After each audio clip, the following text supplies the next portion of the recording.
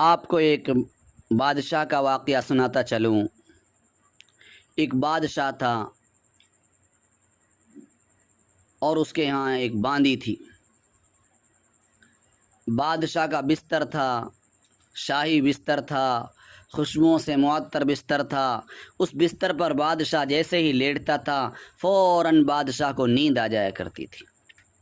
اب ایک روز بادشاہ کہیں چلایا گیا، سفر پر نکل گیا، تو اس بستر پر بادشاہ کی باندی لیٹ گئی۔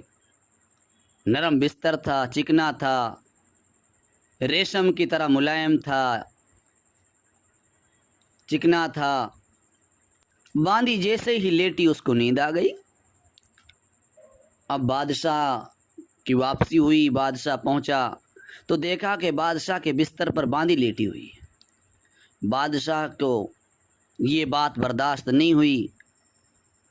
بادشاہ نے فوراً حکم دیا، جلادوں کو بلایا گیا۔ جلادوں کو حکم دیا کہ اس کو 100 کوڑے لگائے جائیں۔ اب جیسے ہی باندی پر کوڑوں کی مار شروع ہوئی، کوڑے لگنے شروع ہوئے، باندی ہنس رہی ہے۔ بادشاہ نے دیکھا یہ ہنس رہی ہے۔ بادشاہ نے باندی سے کہا، باندی کنیز تم ہنس رہی ہو؟ یہ تو رونے کا مقام ہے، عاجزی کرنے کا مقام ہے، اور تم ہنس رہی ہو۔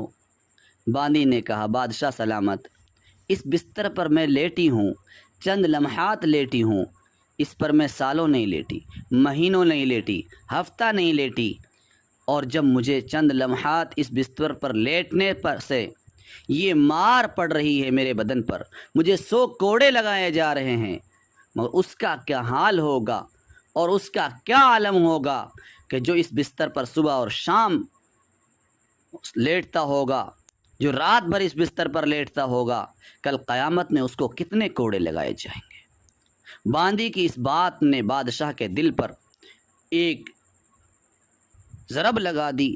بادشاہ کو یہ بات اثر کر گئی۔ بادشاہ نے فوراً اپنی سلطنت کو چھوڑ دیا اور جنگلوں میں نکل گیا۔